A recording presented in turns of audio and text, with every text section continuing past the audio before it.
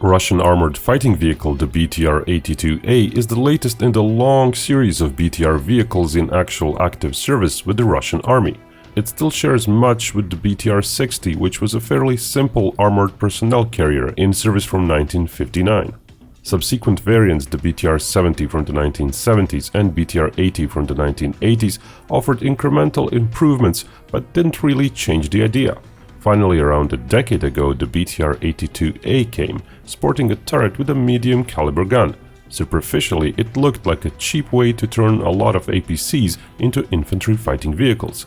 Certainly today the 82A variant is already the most numerous BTR in the Russian military. But is it really a good project and a good vehicle?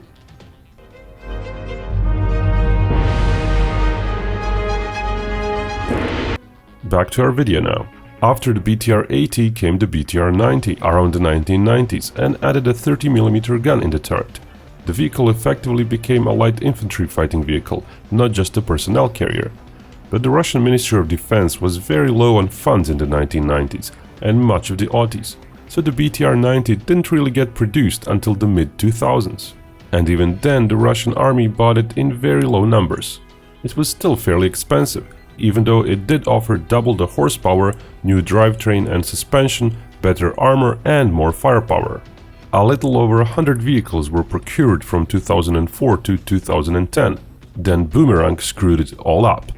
The Boomerang vehicle was part of the sweeping equipment reform for the Russian army. The famous Armata vehicle family is the high-end part of that reform, while the Kurganets and Boomerang are to replace the lighter vehicles. So suddenly investing in the BTR-90, which was sufficiently different from the BTR-80 family that it would cause maintenance and logistical headaches if both were to be used in big numbers, started to make little sense. Especially since the BTR-90 would, with Boomerang around the corner, still be a transitory design.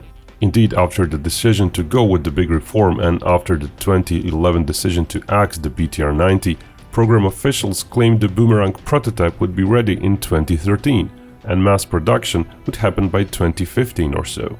As it usually happens, timetables shifted. There is still no hard date on when the Boomerang will enter mass production. So the Russian army is stuck with the BTR-82A. It was a quick and cheap way to modernize the BTR units, as the Russian army was waiting for the fancy new vehicles. Basically, the BTR-82A has not changed that much from the BTR-80 when it comes to the vehicle itself. The engine was upgraded a little bit, but not by much. Protection is the same, fairly inadequate by today's standards, as the vehicle offers protection against 12.7mm machine guns in its frontal sector, while the rest of the vehicle is armored enough to take on 7.6mm machine guns. One helpful protection addition, however, is the spalling liner inside the vehicle. In the event of a breach by a projectile or a RPG warhead, the cone of little fragments flying around in the vehicle would be a little bit narrower, thus likely saving a few lives inside the BTR. Added firepower in the way of a new turret with a stabilized 30mm gun was achieved, however, mimicking what was done with the BTR-90. Perhaps more important than the BTR-82A is the BTR-82AM, which is essentially the same, but it is not a newly produced vehicle. It's a standard for modernization of the old BTR-80s to BTR-82A levels. Indeed, making thousands of completely new vehicles would be too expensive and wasteful. It was crucial for the Russian army to get a design that could be applied to their existing vehicles. For example, the Russian Ministry of Defense production plans for 2020 called for 130 newly built BTR-82As and 330 modernized BTR-80s, the BTR-82AM. By the end of 2021, the Russian army had close to 1900 BTR-82s, be it the modernized or the newly built variant, in its active service, and another 1700 older BTR-80s. So the BTR-82A is, sadly for Russia, still a design based on foundations that are over 60 years old now. Today's threats are far too lethal for it to be used near the front line. The 30mm gun may help there partially, as it allows the vehicle to engage threats from a mile or two away, but the gun sight could be better. In bad visibility like nighttime, fog or smoke on the battlefield, its practical range would be far shorter. Russia is trying to address the issue with a further variant called the BTR-82AT, which includes a thermal vision sight for the gun, but that one only entered limited production last year and may not reach the army in numbers for a few more years. Another big addition of the AT, which the A variant lacks, is integration of anti-tank guided missiles.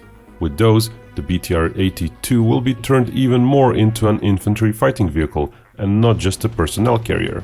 But it's unlikely most BTRs will get all those modifications. They're expensive, but also quite importantly, they're really going against the idea of the BTR. BTR is, as its name suggests, first and foremost an armored transporter, literally just an APC, like the US-made Stryker is an APC, an armored personnel carrier.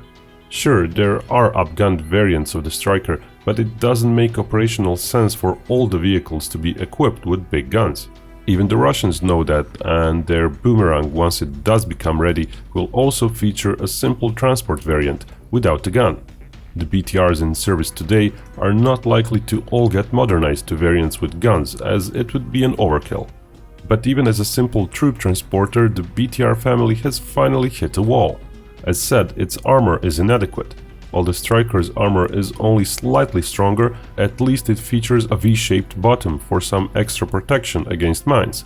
And the Stryker is in reality just a variant of the LAV design. It's based on the third generation of already old basic design. For example, the LAV-2 entered service in the 1980s. Both the next generation US personnel carrier and the Russian Boomerang will feature stronger armor. The base model Boomerang will protect against 14.5mm guns, but most importantly, it will be designed to operate with add-on armor. The BTR-82 family simply cannot accept any significant additional armor. Sure, some anti-RPG round cages can sometimes be seen welded around, but those are fairly light and are more of an improvised measure of limited utility. A more powerful suspension, transmission and engine would help enable more armor, but those would require a more expensive redesign. The BTR-90 tried going that route, but ended up expensive and thus cost inefficient. And unlike the Boomerang, the US Stryker and all the modern personnel carriers, which have the troop section out in the back, a standard for mobility and protection today, the BTR-82 family still to this day has that peculiar solution for troop entry and disembarkment. It does not have a large rear access ramp, but fairly narrow doors, one on each side of the hull between the second and third axle. The doors are made out of two parts, so the lower part can be stepped on and facilitate troop movement even when the vehicle itself is slowly moving. The BTR also has additional roof hatches for troops, not just the driver and commander up front. Those are of fairly limited utility in most tactical situations, except when escaping a damaged vehicle. The fact there is one door on each side may protect the troops during disembarking in situations where enemy fire is threatening one side of the vehicle. But most tactical situations will see enemy fire come from a fairly wide forward sector, which will cover both doors. So it's not surprising that even the Russians decided to go with the rear ramp in their new Boomerang APC design. The last big sticking point we'll mention is the fairly cramped interior. While the BTR seems fairly big from the outside, its interior doesn't offer much room. Part of the reason for that is Soviet insistence on the low silhouette of their vehicles. Back when good gun sights and stabilization weren't available, that made some sense, but in modern warfare it's likely your vehicle will still get hit from a mile away, be it 8 or 9 feet tall. BTR's side surfaces are also more angled, which means they can be a little lighter, but they also form an inner compartment that can't be as efficiently filled up. Then there's the turret, which trades the outside volume for space inside. The US Stryker Dragoon, which features a turret with a 30mm gun, has a large self-contained automated unit, which does not protrude into the troop compartment below and doesn't take up room. Finally, there's the engine. While more modern APCs have compact engine and drivetrain units, the BTR-82 still has an engine that takes up a lot of internal space.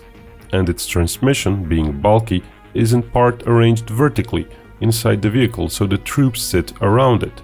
The Stryker has a mostly flat floor, with the transmission tucked beneath the troop compartment. All in all, it's not then surprising that the BTR-82A, despite being a bigger vehicle in most dimensions, seats one fewer troop than the Stryker, including its Dragoon variant. The difference is the size of the dismount squad. While the US Army has 9 troops dismounting the Stryker, the Russian army uses 8 troops in their squad. With the BTR-82A, the commander is both the vehicle commander and the dismounted squad commander. When the squad dismounts, he will go with them, leaving the gunner and the driver. One nifty byproduct of a fairly voluminous hull coupled with a fairly low mass is that the BTR family, including the 82A model, is amphibious. It can cross rivers on its own, so it's got that going for it at least. But the BTR-82A is a product of its era, a descendant of the Cold War, a vehicle made on a budget, a vehicle meant to be a stopgap measure. Today, in 2022, it's woefully inadequate for actual high-intensity combat. How it's doing in current combat is hard to assess, as Russian forces have been losing lots of vehicles of all kinds. The Oryx photo depository, tracking visual information on destroyed vehicles in the war so far, suggests most of the destroyed and damaged Russian troop-carrying vehicles were BMPs, even though the total number of those vehicles is somewhat behind the BTRs in the Russian military. Of course, that's easily explained by their role. BMPs are simply better suited to warfare than BTRs, so Russians use them more, put them at high risk and so on. Even counting just the BTR models listed by the Oryx, there's a big discrepancy between the 82 model and the older 80 model. It's to be expected that the 82 being equipped for battle would be used more in the current conflict than the older 80 model. So despite the fact that the BTR-80 was almost as numerous as the 82 model in service, it got used more and thus it got destroyed a lot more often. While the ancient BTR-60 and 70, despite still fairly high nominal inventory numbers, weren't even sent into battle in meaningful numbers. The BTR-82A and its incoming AT variant are very likely the end of the road for the BTR family. It's a road that should have been much shorter too, but economic woes and political decisions interfered. Whatever developmental issues its successor, the Boomerang vehicle, has simply have to be resolved. But given the high numbers of BTR vehicles to be replaced, and given the high price tag of high-tech vehicles like the Boomerang, we may still see the BTR soldier on with the Russian military for a decade or two to come.